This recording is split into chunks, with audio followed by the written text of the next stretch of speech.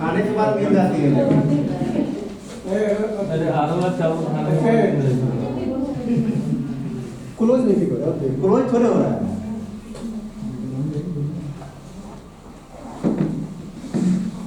और अभिषेक सर तो विशेष व्यवस्था करके करेंगे, किसी को पनीर खिलाए थे तो किसी को तो भाई मतलब अभिषेक सब करेंगे और आप क्या करेंगे?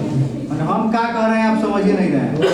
एक आदमी के लिए उस ग्रुप में पनीर बन के आया था 900 रुपया के।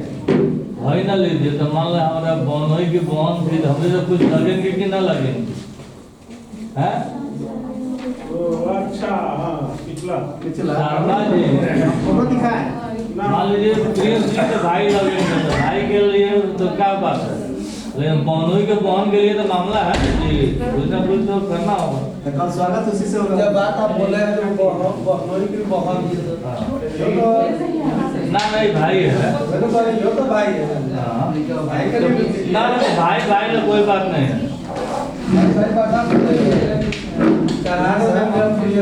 सुन लीजिए या कह दीजिएगा भाई भाई ना कोई बात नहीं।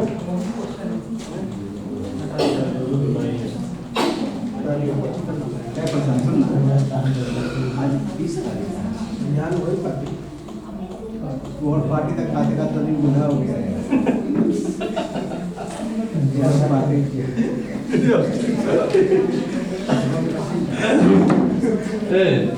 चला चीनी मिल के पेट में आज पार्टी पक्का चलिए 500 रुपये निकालिए।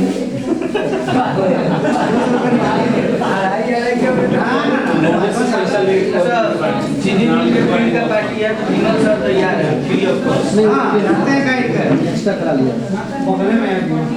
अच्छा अच्छा तो सर ये कौन डालती है?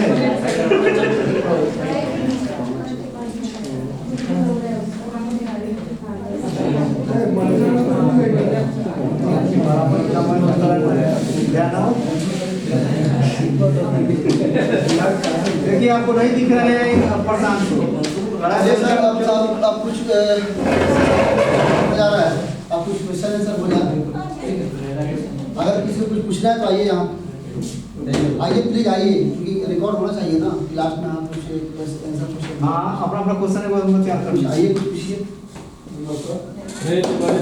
त्रिपाठी सर देखिए जितना जल्दी कीजिएगा उतना जल्दी कंप्लीट करेंगे। 5 क्वेश्चन है पूछना है आइएगा उधर भी और टाइम दीजिएगा, 3 बज जाएगा। आप लोग का विकेट हमको दीजिए सर। हम लोग विकेट आप लोग रुकना है इसीलिए हम आगे जाना चाह रहे हैं। इसलिए कह रहे हैं जाइए, कम से कम लास्ट में कुछ क्वेश्चन आया हो जाए। एलवी सर क्वेश्चन राइट कीजिए ना। अरे 5 क्वेश्चन राइट कीजिए, आइए ना। हम सब आपको हम लोग चुन देंगे। कौन है कौन सा? LV sir sir Tripathi sir जाएंगे। अरे त्रिपाठी सर हम तो संतुष्ट हैं, वेरी सेटिस्फाइड। आइए आइए पूछना तो पड़ेगा ना। आइए क्वेश्चन तो पूछना पड़ेगा। पूछना पड़ेगा ना। आप तो संतुष्ट हैं इसलिए सबको पता है। आइए त्रिपाठी जी आइए। आप सबसे जूनियर हैं तो आपके पर क्वेश्चन राइट करना चाहिए। सर हो गए, विमल सर हो गए, पांडे सर हो गए। हाँ और लीजिए पूरा ट्रेनिंग कर लिए करेंगे समझ में नहीं नहीं बड़ा बेइज्जती वाली कीजिए। ये आपको बगल में कोई डाल देंगे। अरे फिजिकली प्रेजेंट थे, मेंटली नहीं थे। बोलने दिखेगा भाई। मेंटली तो दूसरी जगह पे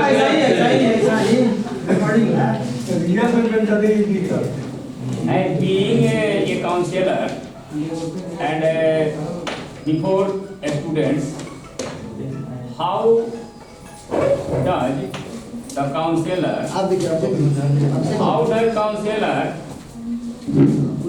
does their work during the counseling before the students? I asked question to Mr. PhD. Question ऐसा है कि counsellor as I am teacher of this schools and I am going to do counsellor work in the class and what will be prepared to go to take class to as a counsellor and how he prepared and what would my work during the taking class. Sir इसमें देखिए counselling करने का मैंने जैसे बताया था,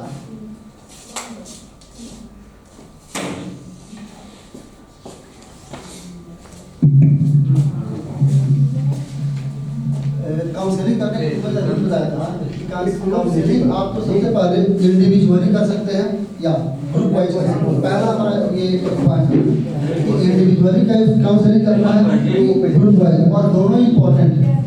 इसके लिए हमारे पास दो रास्ते होते हैं। पहला तो हम अपने सपोज मान लीजिए कि 45 मिनट का हमारा पीरियड होगा। अब 45 मिनट के पीरियड में हमें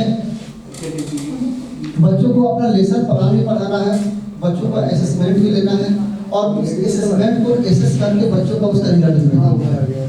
तो उसके लिए सबसे पहले हमारे पास एक अपना पर डे का एक लेसन प्लान होना चाहिए कि हमको 45 मिनट में क्या क्या वर्क करना है, और उसके अकॉर्डिंग हम जो भी पढ़ाते हैं उसके अकॉर्डिंग हम असेसमेंट लेंगे। अब असेसमेंट काउंसलिंग जो होगा ना वो असेसमेंट से शुरू होता है हमारा। अब इंडिविजुअली बच्चे का घर में जाकर तो चेक करेंगे नहीं कि हाँ इसका क्या कंडीशन है, कैसे चीज़ें करता है नहीं करता है। हम अपने सब्जेक्ट में असेसमेंट के अकॉर्डिंग टू मी, मेरे द्वारा ये सबसे बेटर है कि हम अपने क्लास में 45 मिनट्स के पीरियड में 10 मिनट का समय ऐसे निकालें ताकि हम जो स्पीच दे रहे हैं, हम जो टॉपिक डिलीवर कर रहे हैं उस पर असेसमेंट करें। लास्ट के 10 मिनट्स 5 मिनट्स इस पीरियड में असेसमेंट करें और असेसमेंट के अकॉर्डिंग एसेस करें और उसके स्किल को पता करें।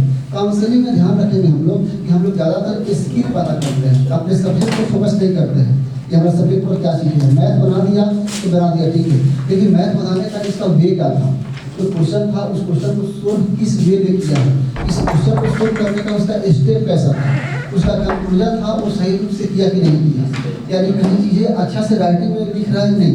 ऐसा क्वेश्चन बना देना बहुत बड़ा विद्वान का साबित नहीं हो गया। अगर क्वेश्चन बना रहा है तो उसका राइटिंग स्किल कैसा है, उस क्वेश्चन को रिप्रेजेंट कर रहा है वो उसका रिप्रेजेंटेशन कैसा है, जो पेपर पे या बोर्ड पे जो रिप्रेजेंट कर रहा है उसका रिप्रेजेंटेशन कैसा है। अगर सब कुछ अच्छा है तब उस बच्चे को हम काउंसलिंग करने के लिए सेकेंड टाइम्स की बोर्ड टेस्ट के लिए बुलाते हैं कि ठीक है ये इंडिविजुअली या अकेला पेपर पर तो अच्छा से लिखता है, सब कुछ करता है, इसका स्किल बढ़िया है, राइटिंग स्किल भी अच्छा है, अंडरस्टैंडिंग भी अच्छा है, लेकिन ये किसी सेमिनार में या किसी मीटिंग में या किसी ऐसा सोसाइटी में या किसी ऐसा प्लेस पर जाकर के किसी चीज़ को कैसे रिप्रेजेंट कर पाता है, उसमें इसका क्या स्किल है। तो उसके लिए हम बोर्ड में बुलाते हैं। अब जो भी जब हम टॉपिक पढ़ाते हैं उस टॉपिक पर बोलेंगे कि हाँ तुम लेक्चर दो, इस कोई सिंपल सा छोटा सा टॉपिक दे देंगे कि फार्मूला राइज करने के लिए दे देंगे, फार्मूला का एलिब्रेट करो या कोई ऐसा तुम एक्सप्लेन करो यहाँ पे आकर के। तो वहाँ पे उसका स्किल यानी जो स्पीकिंग स्किल जो होगा और विजुअल अंडरस्टैंडिंग का स्किल जो होगा वो हमको पता चलेगा कि हाँ वो विजुअल यानी अपने क्लास के क्लासमेट से कैसे कनेक्ट कर पा रहा है और कनेक्ट करने के बाद वो बोर्ड पर किसी चीज़ को कैसे रिप्रेजेंट कर रहा है। Thank you, sir. आइए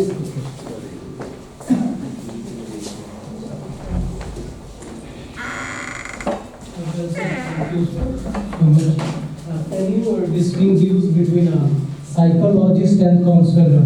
yes What are the major differences? Sir मेरे अकॉर्डिंग तो मेजर डिफरेंस साइकोलॉजर और काउंसलर कुछ नहीं।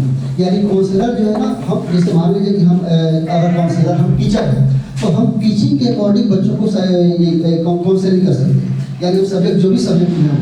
लेकिन अगर किसी बच्चे में फिजिकल प्रॉब्लम कुछ है, जैसे मेंटल प्रॉब्लम साइकोलॉजिकल है, अगर उसको चीज़ को मान लीजिए कि माइंड में अगर ए उसको उल्टा समझ में आता है, ए नहीं समझ पाता है, या फिर अगर किसी चीज़ को वो सोचता है लेकिन सोचते रहता है, उसकी चीज़ें दिमाग में रह जाती है, तो हो सकता है कि वहाँ पे मेंटल इफेक्ट उसका कुछ होगा, मेंटल कुछ प्रॉब्लम होगा।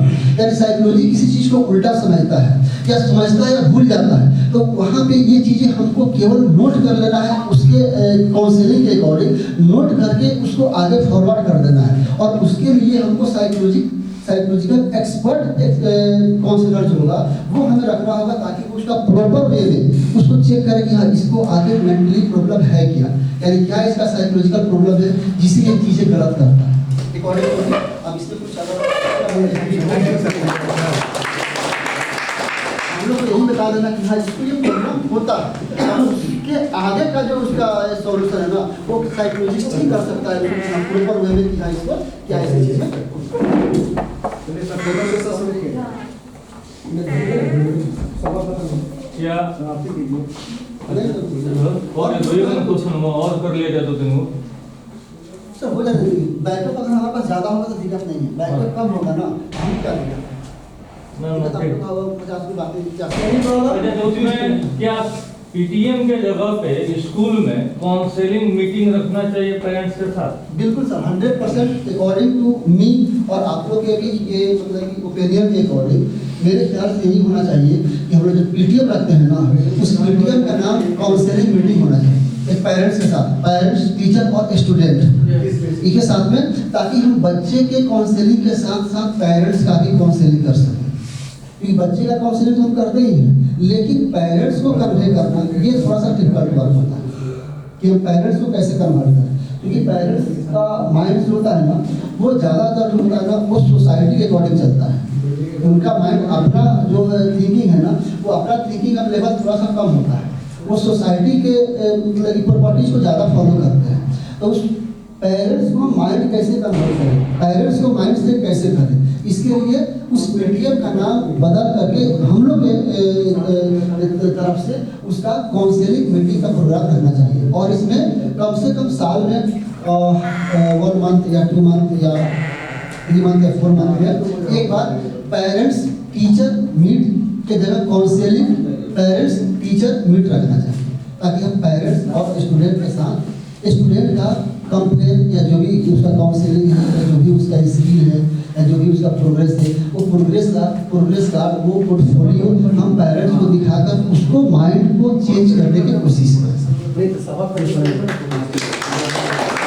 अच्छा, इसमें प्रिंस जी ज़्यादा इफेक्टिव तब होगा जब प्रत्येक बच्चा का पोर्टफोलियो बनाया जाए। बिल्कुल सर, जब प्रत्येक बच्चा का जब पोर्टफोलियो बनेगा उसमें पता चलेगा कि बच्चा किस तरफ ज़्यादा मूव कर रहा है, कहाँ इसका पॉजिटिव चीज़ जा रहा है और कहाँ इसका नेगेटिव चीज़ जा रहा है।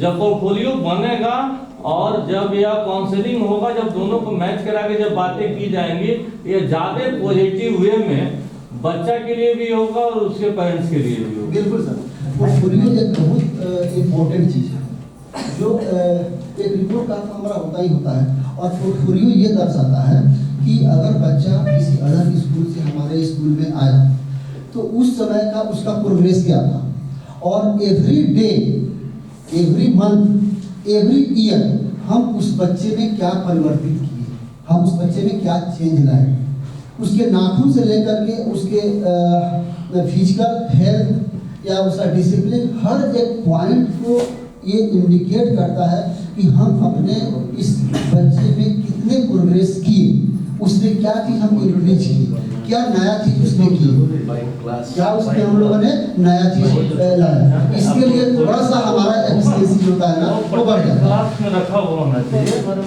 हाँ, और फर्स्ट पीरियड से वो शुरू हो और लास्ट में जो टीचर निकले वो लेके निकल जाए, बिल्कुल और उसको जमा कर दे। बिल्कुल, इसमें कुछ ऐसे टीचर्स भी होते हैं इसमें होलिस्टिक नॉलेज आपको गेन हो जाएगा बच्चे का कि हर एक पॉइंट में वो कितना चीज़ें डेवलप कर पा रहा है, कहाँ पे उसका चीज पॉइंट मतलब क्या उसका इंक्रीज हमने किया, तो वो इंक्रीज हम उस पेरेंट्स को दिखा सकते हैं कि हाँ आपके बच्चे का ये प्रोग्रेस था यहाँ आने के पहले, उसमें इतने पॉइंट्स को मैंने इंक्रीज किया।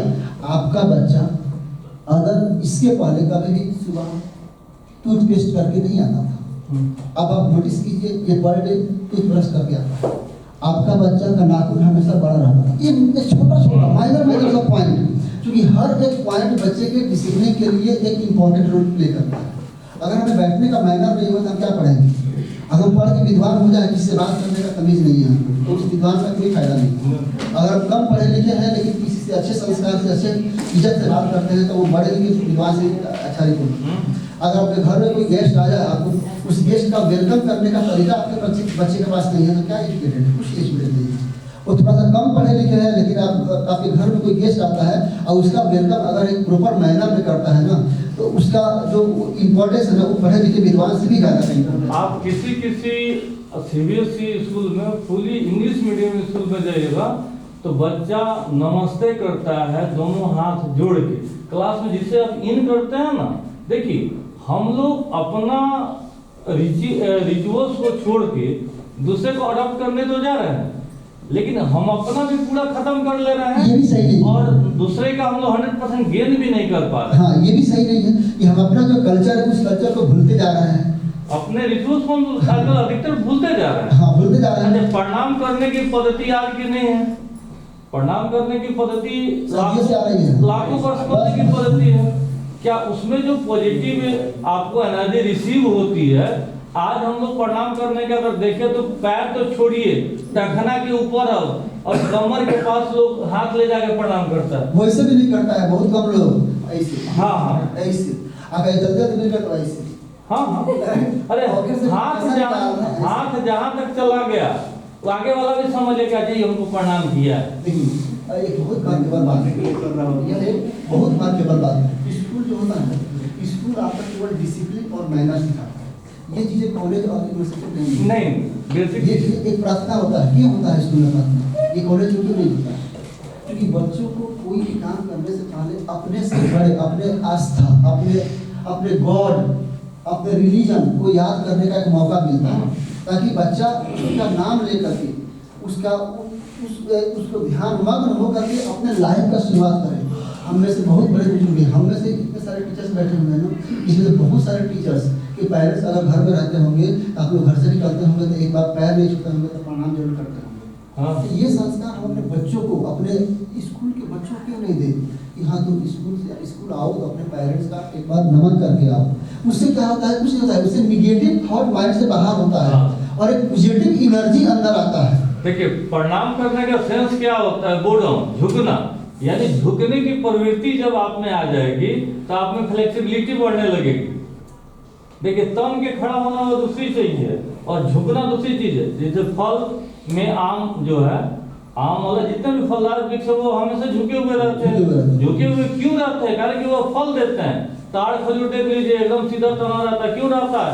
कारण कि वो आपको छाया भी फल नहीं करता। एक थोड़ा सा माइंड है ना, बहुत मार्केबल माइंड होता है। ये एग्जांपल हमको देना चाहिए अपने बच्चों के साथ। इससे होता कुछ नहीं है, ये हमारा सब्जेक्ट का चीज नहीं है कि हम सब्जेक्ट पढ़ा रहे हैं। इससे बच्चे में एक संस्कार, एक डिसिप्लिन, एक मैनर, एक पॉजिटिव एनर्जी गेन होता है। बस बाकी कुछ नहीं होता है। एक पॉजिटिव एनर्जी वो आपके कल्चर को समझता है, आपके निर्देश को फॉलो करेगा। उसके अंदर हमेशा जब भी कोई गलत काम करेगा ना तो उसके माइंड में 50 ऐसे लाखों एग्जाम्पल्स जो होंगे ना उसके माइंड में घूमने लगेगा कि मेरे साथ ऐसे एग्जाम्पल्स दिए थे, ऐसे चीज़ पॉजिटिव चीज़ बता दी। तो इससे बच्चे का डाइवर्सन जो होता है ना वो नेगेटिव डायरेक्ट में नहीं जाता, वो अपने पॉजिटिव वे में ही वर्क करने की कोशिश करते हैं। हाँ सर, पहले बच्चे चरण छूकर प्रणाम करते थे, आजकल क्यों घुटने क्यों छू रहे हैं? आजकल क्यों मॉडर्न जुग आ गया है। बच्चों को हम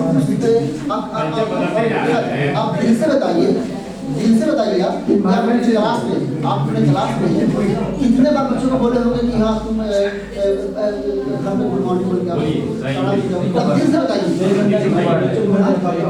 अपने बच्चे को नहीं क्लास में भी ले जाता हूँ, बोलता हूँ कह रहे तो हो सकता है कि कह रहे तो हो सकता है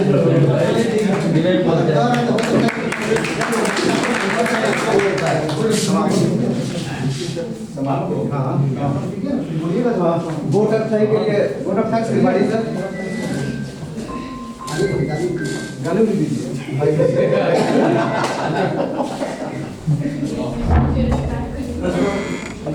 आप करा कीजिएगा, प्राइवेट में डालिए यही जो मांगता है।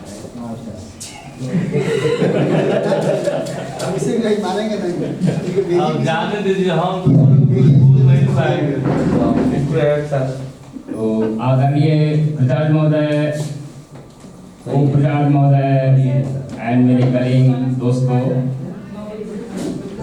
आज का दिन बहुत खुशी का दिन रहा क्योंकि आज हमारे बीच महारथी Prince Kumar ji guidance and counselling programme को व्यक्त किया, जिससे हम लोग बहुत प्रभावित हुए और आशा करता हूँ कि अपने जीवन में जिस तरह से हम लोगों को अभिषेक जी उसको कंक्लूड एक कीजिए।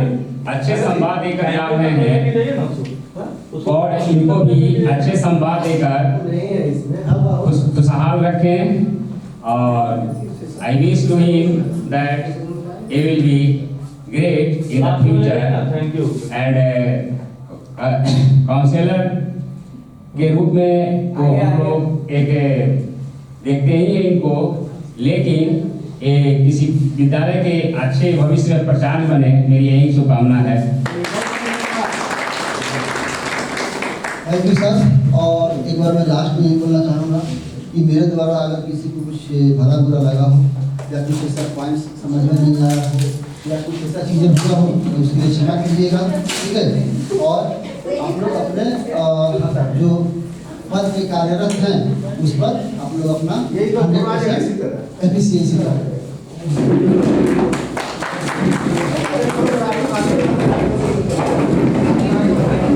खड़े हो गए भाई।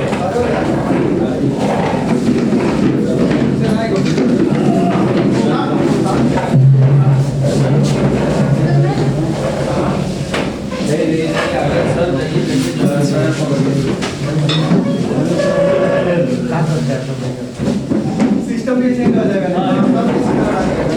अरे यहीं पे क्या करेंगे?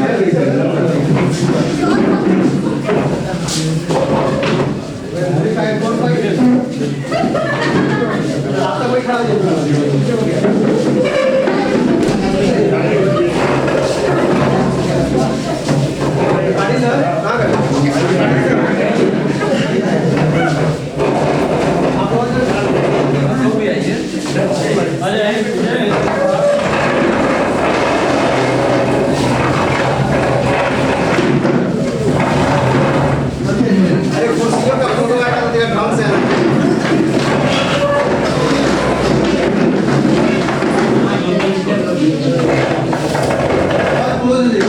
अरे सब का मुड़ी बात करिए। हम नहीं ना रहे हैं। ऐसा तो अपने काले हम लोग का फोटो का होगा। काले हुआ तो क्या है, दिल वाले हैं भाई। कहाँ सीएम को वोट आ गया ना। थोड़ा सा इसको ओरिजिनल दीजिए, देखेगा उसका लैपटॉप में डिटेल देखिए, इसका है उसका नहीं जाएगा। सर सीएम जी कहीं ऐसे सर इंशाल्लाह हाँ दे दियो।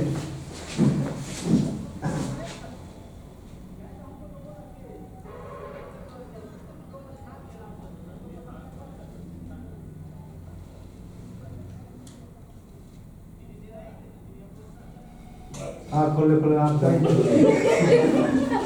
Okay okay thank you sarpanch sir. मेरे टीम की तरफ से कुछ अगर आपको कुछ हुआ हो तो मैं माफी चाहता हूँ। मेरे दिल से लगा हो। दिल को नहीं लगना चाहिए, बचे रहेंगे। कल आप 7 बजे सुबह में आ जाइएगा।